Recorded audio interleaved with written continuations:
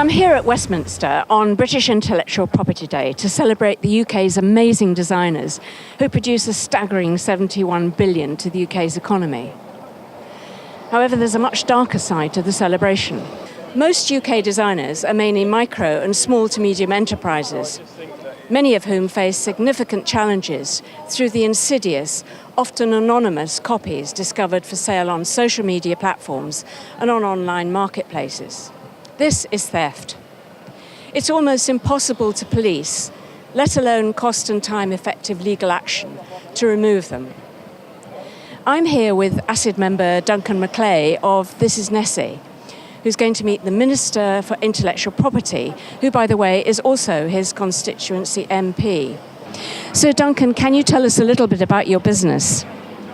This Is Nessie was founded in 2002 by my wife, Nessie, as a stationery business. And over the years, it developed into one of the leading online personalised gift markets in the country, largely through the assistance of legitimate marketplaces such as notonthehighstreet.com and Etsy. Latterly, we've seen our flagship products heavily copied, heavily imitated, and in some cases simply stolen and offered for sale by other people. And it's had a real effect on our business that has been devastating, to be frank.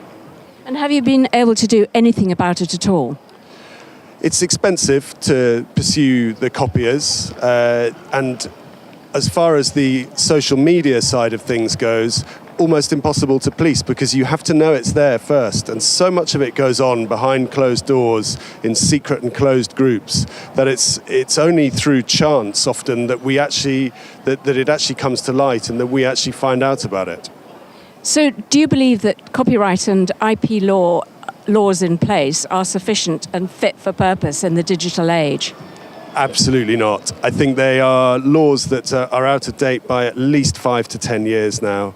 There was a brief foray into it, and there's always lip service paid to it. But fundamentally, the speed at which the internet moves and the speed at which people come up with new and innovative ways to do things both benign and malign means that this is the kind of law that needs to be constantly revised, constantly updated, and constantly refreshed. So, Duncan, what's your message as we go into Westminster today to government? I would say to government, pay heed to how much the UK creative industries generate for the economy. It's not an insignificant sum of money, and we are market leaders in this area. And if we are to continue to retain that status, then government needs to defend IP and creativity in the United Kingdom vigorously to ensure that we remain at the top of our game. Nessie, you're the artist and creator. You must feel devastated by this consistent IP theft.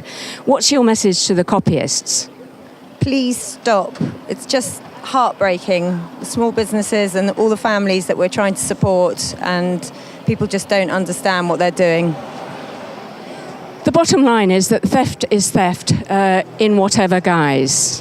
When 40 or so partners and children depend upon This Is Nessie surviving in a world where copying is rife, scale this up to tens of thousands experiencing similar issues of theft. And it's not just growth at risk, but survival. Social media platforms and online marketplaces must be accountable, and cost and time effective IP enforcement must be at the heart of government policy, and now. Imitation isn't flattery if it costs you your business.